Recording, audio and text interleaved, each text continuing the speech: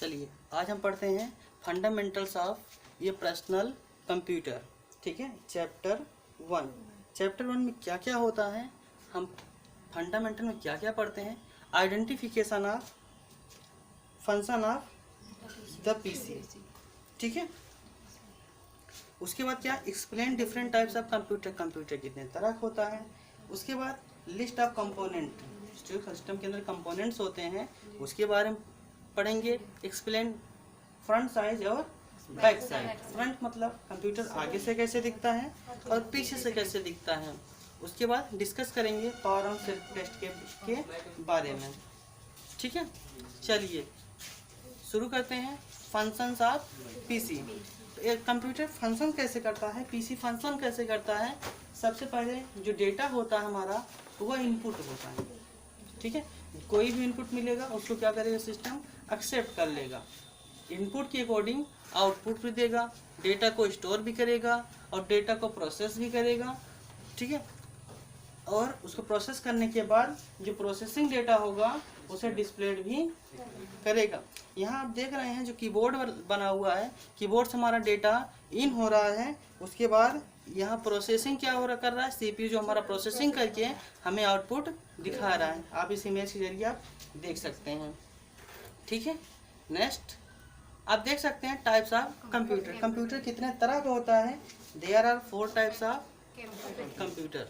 ठीक है, पहला micro computer, mini computer, mainframe computer और सुपर कंप्यूटर। जो माइक्रोसॉफ्ट कंप्यूटर होता है वह डिजिटल कंप्यूटर होता है जिसके अंदर माइक्रो प्रोसेसर चिप का इस्तेमाल किया जाए, जिसके अंदर माइक्रोसॉफ्ट ऑपरेटिंग सिस्टम का इस्तेमाल किया जाए, उसको क्या कहते हैं, माइक्रो कंप्यूटर। ठीक है, इसका इस्तेमाल कहाँ किया जाता है, घर में, ऑफिस में। आप इससे कह सकते हैं हम पर्सनल यूज़ के लिए भी कर सकते हैं। ठीक है, लेकिन अकॉर्डिंग टू वर्क, जैसे आप डेस्कटॉप पब्लिशिंग का काम करना चाहते हैं, डेस्कटॉप सपोर्ट इंजीनियरिंग काम करना चाहते हैं, टेक्निकल सपोर्ट का भी नॉर्मली काम इससे कर सकते हैं। उसके बाद इसका एडवांटेज, माइक्रोसॉफ्ट से फ़ायदा क्या है और नुकसान क्या है। फ़ायदा ये है, ये छोटा होता है, स्मॉल साइज में छोटा होता है, आप इसको कहीं ले जा सकते हैं। लो कास्ट मतलब बजट में रहता है, पैसा भी कम लगता है। दूसरा पोर्टेबिलिटी मतलब ले जाने में कोई दिक्कत नहीं होती। लेकिन इससे नुकसान क्या है, इसका प्रोसेसिंग जो होता है लो होता है। ठीक है, आया समझ में आपको। दोबारा मिनी कंप्यूटर। मिनी कंप्यूटर क्या होता है, known as the mid range server. आप कह सकते हैं एक छोटे रेंज का ये एक सर्वर होता है। ठीक है, जिस पर मल्टी यूजर टास्क मतलब इस पर एक मल्टी यूजर वर्क कर सकते हैं। जैसे हमारा एक सर्वर है, उसके नीचे कई क्लाइंट लगा दें, ठीक है, सभी वर्क करेंगे। जैसे मान लीजिए कोई क्लाइंट एमएस पे काम कर रहा है, कोई एक्सेल पे काम कर रहा है, कोई डीटीपी पे काम कर रहा है। ये तमाम सारे मतलब सर्वर मतलब होता है सर्व करने वाला, बांटने वाला। बांटे क्या, अपनी सर्विसेज और फीचर्स। ठीक है, कोई दिक्कत। यह भी एक स्मॉल साइज का होता है, लेकिन ये मेन फ्रेम कंप्यूटर से छोटा होता है और माइक्रोसॉफ्ट कंप्यूटर से बड़ा होता है। और मिनी कंप्यूटर से फ़ायदा क्या है, यह एक सेंटर मल्टी यूजर है। मतलब आप इसको सेंटर में रख करके अगर एक बार 50 यूजर, 60 यूजर, 70 यूजर, 200, 250 यूजर आप वर्क करवाना चाहते हैं तो आप इसको सेंटर डिवाइस में लगा करके ठीक है, सेंटर का इमिडिएटर बना करके आप इसका इस्तेमाल कर सकते हैं। और इसका लोअर कास्ट होता है, पैसे भी ज़्यादा नहीं लगते किसकी अपेक्षा, मेन फ्रेम की अपेक्षा। ठीक है, लेकिन इसका डिसएडवांटेज क्या है, बड़ा होता है। हाँ, बिल्कुल होता है, बिल्कुल क्या तो थोड़ा सा कॉस्टली होता है। ठीक है, उसके बाद बताया गया मेन फ्रेम कंप्यूटर के बारे में। ठीक है, नोन एज एंटरप्राइज सर्वर। इसके अंदर एक एंटरप्राइज सर्वर इंस्टॉल किया जा सकता है। ये बड़े पैमाने पे काम करता है, जहाँ पे लाखों यूजर वर्क कर रहे हैं, वहाँ पे इस हम सर्वर को लगा देते हैं। आप कह सकते हैं ये एक रूम या एक रूम के बराबर होता है।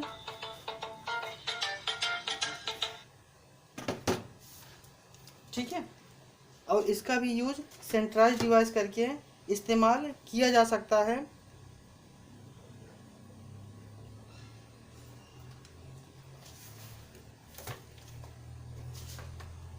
ठीक है, चलिए नेक्स्ट, मेन फ्रेम के एडवांटेज क्या है?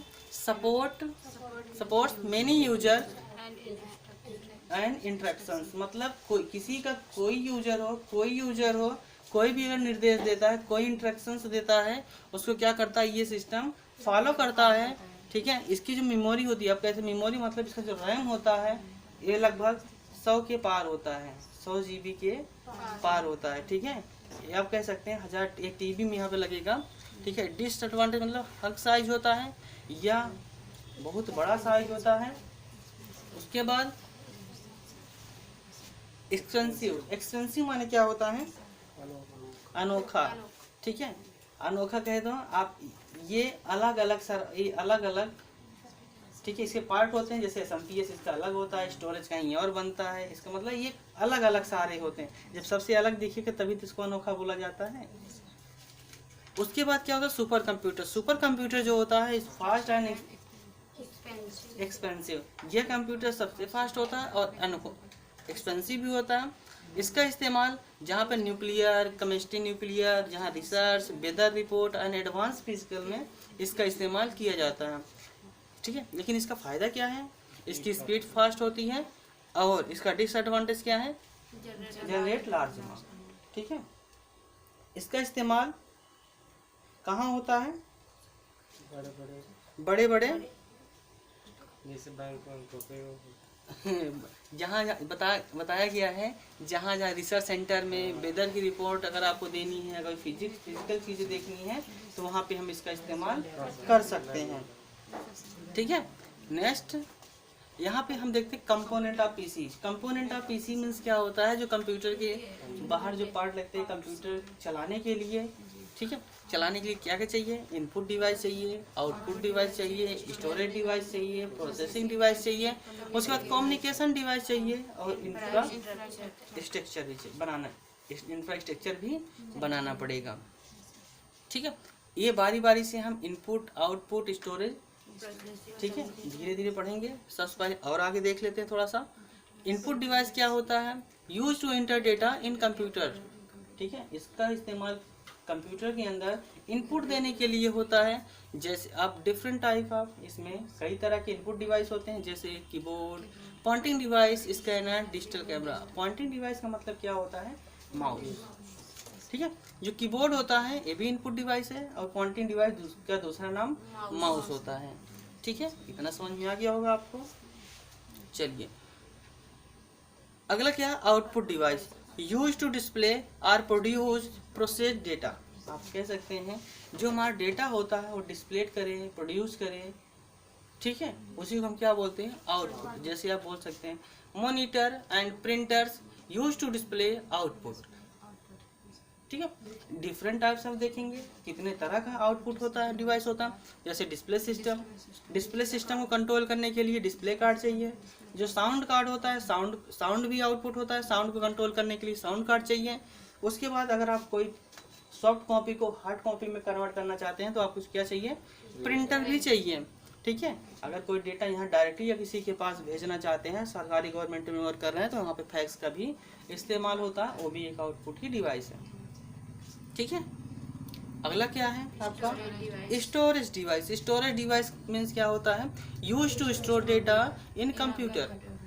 ठीक है, इसका काम होता है डेटा को स्टोर करना। कैसे स्टोर करना? जो भी यूजर का डेटा होगा, जैसे कोई नेट से डाउनलोड कर रहा है, गाने, मूवी हो, कोई फाइल हो, कोई डॉक्यूमेंट्स हो, एक्सेल की फाइलें हो, तरह तरह की फाइलें आप इसमें स्टोर कर सकते हैं। लेकिन स्टोर करने के लिए अलग अलग स्टोरेज भी होता है। ठीक है, जैसे आप कह सकते हैं HDD हुआ, फ्लॉपी डिस्क हो गया, ऑप्टिकल डिस्क हो गया, SSD हो गया, मेमोरी कार्ड भी आप कह सकते हैं, पेन ड्राइव भी कह सकते हैं। ये तमाम सारे स्टोरेज डिवाइस होते हैं। ठीक है, लेकिन जो कंप्यूटर के अंदर मेन क्या होते थे? मैग्नेटिक डिस्क, जिसको आप HDD बोलते थे, hard disk drive, optical drive होते थे, ऑप्टिकल डिवाइस भी होते थे। ऑप्टिकल डिवाइस क्या होते थे? जिसे हम CD बोलते हैं, CD/DVD, और सॉलिड भी आ गया है। सॉलिड की जो स्पीड होता था इन सबसे फास्ट होता था। और डिजिटल टेप जो होते थे डिजिटल टेप, जैसे हम ऑडियो रिकॉर्डिंग कर लेते थे, वीडियो रिकॉर्डिंग करने, अब शादी दिन जो कैमरा जाता था वहाँ पे एक रील लगता था उसमें ना, आप देखते थे उसको टेप, ठीक है, कैसेट जैसा लगता ना, ठीक है, उसको भी हम बोलते हैं ऑडियो टेप। ठीक है, पहले ऑडियो टेप देखिए छोटे छोटे जो वॉकमैन होते थे, आपकी आवाज़ को रिकॉर्ड भी कर देते थे। ठीक है, अगला क्या है, कंप्यूटर का जो मेन फंक्शन होता है सिर्फ उसका प्रोसेसिंग करना ही होता है।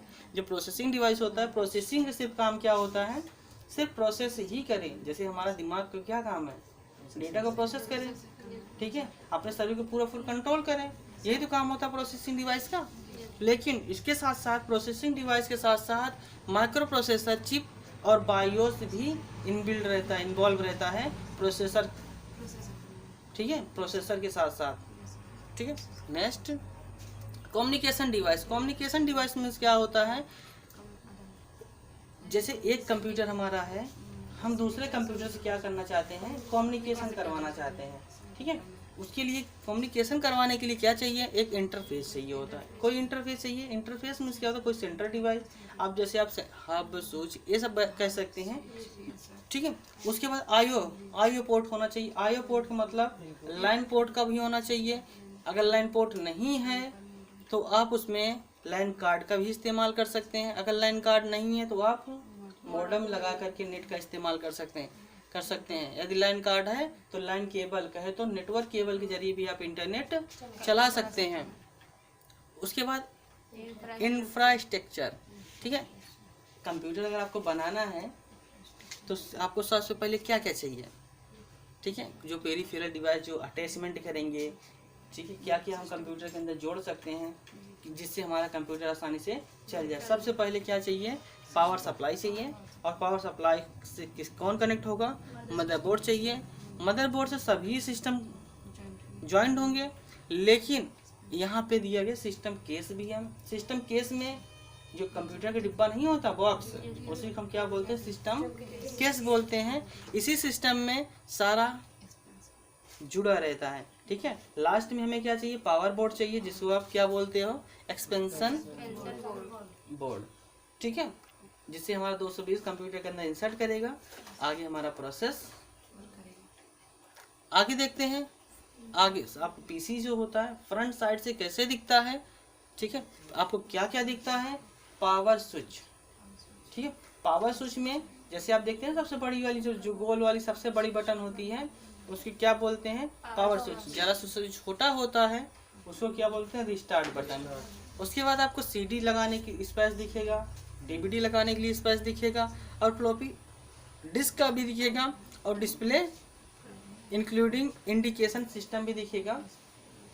ठीक है, सिस्टम का इंडिकेशन कैसे होगा, सिस्टम चालू हुआ है कि नहीं। आपको फ्रंट में दो आपको लाइट मिलेगी, एक रेड कलर का हो सकता है ब्लू कलर का भी हो।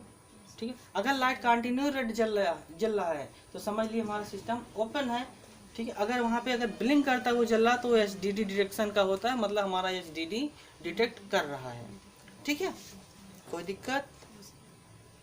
चलिए, बैक साइड से क्या दिखेगा आपको, पावर सप्लाई दिखेगा। पावर सप्लाई में जहाँ हमें 220 इंसर्ट करना है, और कंप्यूटर में जो इनपुट आउटपुट जोड़ना है, जो पोर्ट होंगे वो आपको दिखेंगे, और connected devices on port back side PC में, मतलब जैसे कहाँ पे बीजीए लगना है, कहाँ पे PS2 लगना है, कहाँ यूएसबी लगना है, कहाँ लाइन लगना है, कहाँ साउंड पोर्ट लगना है, ये तमाम सारी चीज़ें आपको बैक साइड में मिल जाएंगी। ठीक है, आगे क्या है, starting PC the first time. जब हमारा पीसी जब फर्स्ट टाइम स्टार्ट होता है, सबसे पहला काम होता है बायोस को चेक करना। ठीक है, बायोस चेक करेगा, जो उसके पास पेरिफेरल डिवाइसेस हैं, मेमोरी, हार्डवेयर, पीसी, ये चीज़ों के बारे में बायोस से पूछेगा।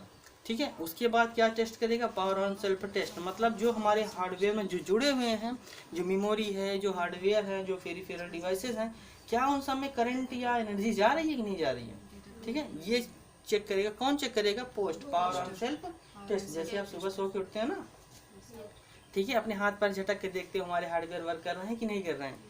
ठीक है, अगला क्या है आपका, जो स्टार्टिंग पीसी फर्स्ट टाइम। ठीक है, इसमें फंक्शन कैसे करता है, ठीक है, इसका जो परफॉर्म्ड होता है ये कैसे करता है, कौन, पोस्ट। ठीक है, checking power supply and motherboard. सबसे पहले पावर सप्लाई को चेक करेगा, पावर सप्लाई प्रॉपर करंट दे रहा है कि नहीं, किसको दे रहा है करंट, मदरबोर्ड को। ठीक है, उसके बाद क्या, comparing system configuration with PC. ठीक है, और कॉन्फ़िगरेशन प्रोग्राम, जो सिस्टम के अंदर जो कॉन्फ़िगरेशन, जैसे मान चलिए सिस्टम बंद था, आप 2 GB का रैम था, आप 4 GB लगा दिए। ठीक है, हो सकता है किसी आपने हार्ड डिस्क बदल दिए, हार्ड डिस्क बदलने किसी में विंडो 7 पड़ा था, किसी आप विंडो 10 का हार्ड डिस्क लगा दिए, क्या वह सपोर्टेड है। ठीक है, यह चेक करता है, मतलब जो कॉन्फ़िगरेशन लगा था क्या वही कॉन्फ़िगरेशन है, दूसरा है। अगर दूसरा हो जाता है तो इसको एरर मैसेज सामने दिखाना होता है। अब विंडो 10 है तो 7 को सपोर्ट नहीं करेगा, 7 है तो 10 को नहीं सपोर्ट करेगा। ठीक है, उसके बाद जो मेमोरी लगी हुई है, जो रैम है, जो आप तरह तरह की मेमोरी जोड़ लेते हैं, वो भी चेक करता है। और checking system memory, display and audio. ठीक है, ये चेक कर, जैसे आप सिस्टम स्टार्ट होता है, वेलकम स्क्रीन आता है, आप देखते होंगे कुछ आवाज़ आती है, धूम से आवाज़ आती है, कुछ में टिक टक की आवाज़ आती है, तो एक चेक करता है कि मतलब इसमें साउंड चल रहा है कि नहीं चल रहा। ठीक है, नेक्स्ट प्रोसेस में क्या करता है सिस्टम, आइए देखते हैं। अभी तक हमने जितना पढ़ा है इसकी हम देखते हैं समरी।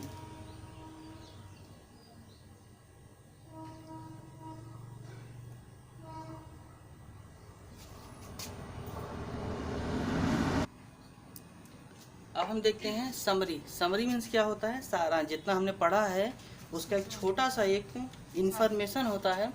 अब पर्सनल कंप्यूटर क्या होता है, कंप्यूटर क्या होता है, it is a electronic machine that accept data, process it on the basic of some instructions and produce output। इसका मतलब क्या होता है, कंप्यूटर जो होता है, जो कंप्यूटर होता है यह हम एक इलेक्ट्रॉनिक मशीन होता है। ठीक है, इसका काम क्या होता है, डेटा प्रोसेसिंग करना, और डेटा प्रोसेसिंग करके डेटा के अकॉर्डिंग आउटपुट देना। ठीक है, उसके पर्सनल परफॉर्मेंस का क्या होता है, प्रोफेशनल जो होता है, इसका विड रेंज, इसके फंक्शन क्या होते हैं, और डेटा प्रोसेसिंग क्या होता है, और प्रोग्राम्स क्या होता है, उसके बाद playing audio, video and games. ठीक है, आप कंप्यूटर के अंदर क्या क्या कर सकते हैं, ऑडियो देख सकते हैं, वीडियो देख सकते हैं, गेम खेल सकते हैं, तरह तरह की चीज़ें आप कंप्यूटर के जरिए कर सकते हैं। और इसमें कई तरह कंप्यूटर बताए गए हैं, जैसे mini computer, mainframe computer, और माइक्रोसॉफ्ट कंप्यूटर, सुपर कंप्यूटर। ठीक है, उसके बाद क्या है बताया गया इसमें, LED display on system case indicate operation going inside PC. इसका मतलब क्या होता है, एलईडी डिस्प्ले आप जब ऐड कर देते हैं, जो सिस्टम के केस के ऊपर लगा होता है, जो हमने बताया ना, जो फ्रंट साइड पे इंडिकेटर एलईडी लगा होता है, वो क्या दिखाता है, मतलब हमारे सिस्टम का स्टेटस दिखाता है, क्या डिटेक्ट कर रहा है कि नहीं डिटेक्ट कर रहा, ऑन है कि नहीं है। ठीक है, इसी तरीके से बैक साइड भी आपको लोकेशन दिखाया गया था, जहाँ पे आपको क्या क्या दिखे थे, जो पोर्ट्स वगैरह दिखे थे। ठीक है, जैसे कहाँ पे इनपुट डिवाइस लगाना है, कहाँ आउटपुट डिवाइस लगाना है, कहाँ लाइन केबल लगाना है, कहाँ पावर सप्लाई जोड़ना है, ये तमाम सारी चीज़ें हम देखे थे। ठीक है, उसके बाद क्या है लास्ट में,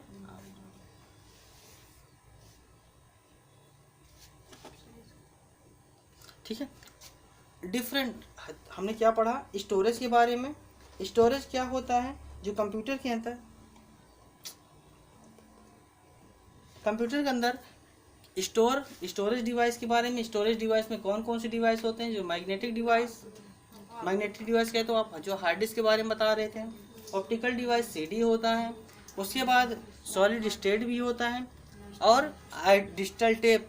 ठीक है, जिसको आप शॉर्टकट में क्या बोलते हैं, DAT। ठीक है, उसके बाद नेटवर्क में देखेंगे, जो नेटवर्किंग केबल का इस्तेमाल होता है, इसमें UTP और STP, coaxial and fibre optic cable. उसके बाद लास्ट में क्या था आपका, BIOS runs a test called power self test. मतलब बायोस काम क्या है, ठीक है, बायोस का काम क्या है, ठीक है, कंप्यूटर के अंदर जो हार्डवेयर्स लगे हैं, ठीक है, उनकी सूचना देना, पोस्ट को जनरेट, ये टेस्ट करवाना, ये चीज़ें आप किसके अंदर देख सकते हैं? बायोस